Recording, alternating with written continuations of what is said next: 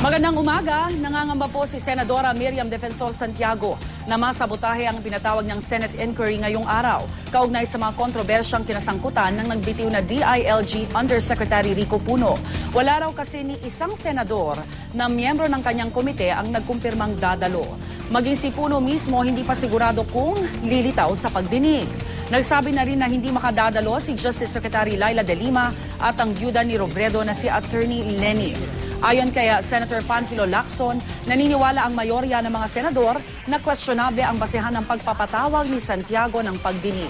Wala raw kasi itong pinagbasehang resolusyon o kahit privileged speech.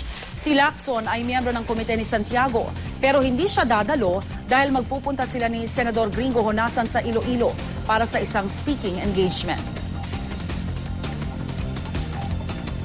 Nobody will ever block the chairman or chairperson of any committee from conducting his or her hearing doon sa kanyang committee.